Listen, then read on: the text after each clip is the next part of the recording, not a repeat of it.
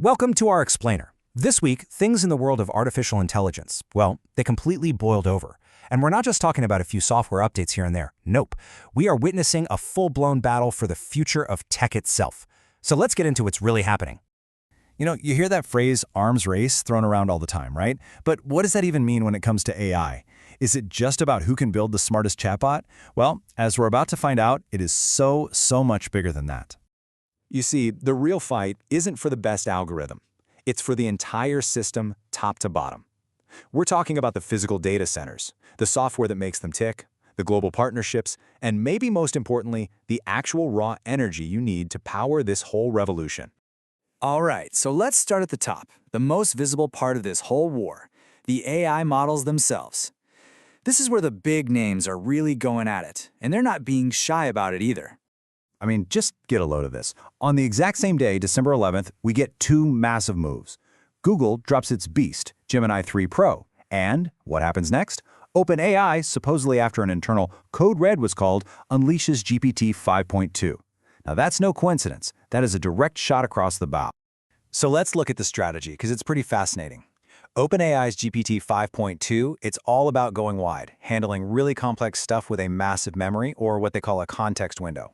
But Google's Gemini 3 Pro, it's going for pure raw power. It's actually the first model to smash an Elo score of 1501, and that's a rating system they use for like chess grandmasters. So what's the takeaway? Both companies are claiming victory, but they're basically playing on two totally different, very specific battlefields. Okay, but the models, that's really only half the story. The real long-term game, the real power, is in controlling the stuff underneath, the actual pipes that make all of this AI stuff possible in the first place. And to get what happens next, you gotta know about this piece of software called Slurm. I know, it doesn't sound very exciting, but trust me, this is important. Think of it as the invisible traffic cop that's directing all the jobs on almost half of the world's biggest supercomputers. It's absolutely essential. And boom, here's the brilliant part. NVIDIA, the company that already makes all the must-have chips, just went and bought the company behind Slurm. This is a textbook vertical integration play. It's like they're not just selling you the car engine anymore. Now they want to own the entire car factory, from the piece of silicone all the way up to the software running the whole assembly. And if you ever wonder where the smart money is flowing, well, look right here. Databricks, which is one of these foundational AI platforms, just pulled in over $4 billion in new cash. That's a huge vote of confidence. But get this, that $4 billion is just one piece. It rockets their new valuation to an unbelievable $134 billion. That's a 34% jump in just a couple of months. It's clear investors are betting big, and I mean big, on the companies building the core infrastructure for this whole revolution. So this whole race has gotten so massive, it's not just about companies competing anymore. Oh no, we're now in the middle of a global geopolitical chess match, with billions of dollars being moved around the board for technological dominance.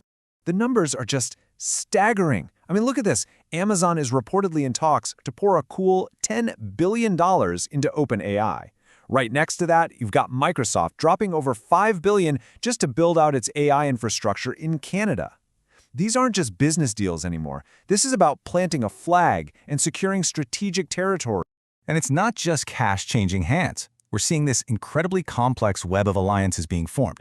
You've got Google partnering up with the UK government. You've got Disney making a deal with OpenAI to lock down its intellectual property. And then you see the counter moves, right? Nations are getting in on it, like China's beer and technology, raising money to build its own sovereign AI chips, trying to get around US restrictions. Okay, so with all this money flying around and all these big strategic moves, you're probably asking, so what? What's in it for the rest of us? Well, the good news is, all this competition means real-world breakthroughs are happening faster than ever. Just this past week, for example, a Google model called GenCast started giving us way better weather forecasts while using less power. In medicine, an AI can now spot a really tricky heart condition from a simple 10-second EKG. I mean, think about what that could do in an ER. And in cancer research, molecules designed by AI are actually making chemotherapy for pancreatic cancer more effective. This is the stuff that really matters. So we've talked models, we've talked infrastructure, we've talked money. But as this race just keeps getting faster and faster, a new, fundamental problem is starting to appear, a bottleneck. And it's something we all use every single day. And really, it all comes down to this. The thing holding us back isn't going to be clever code or faster chips.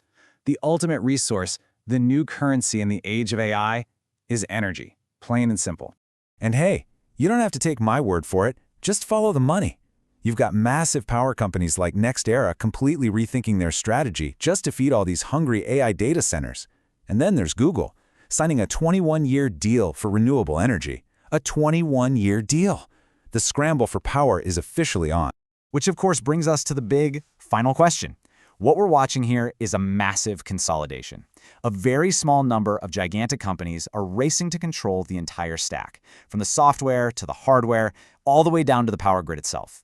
So as all these pieces lock into place, you really have to ask, who is actually going to get to build the future?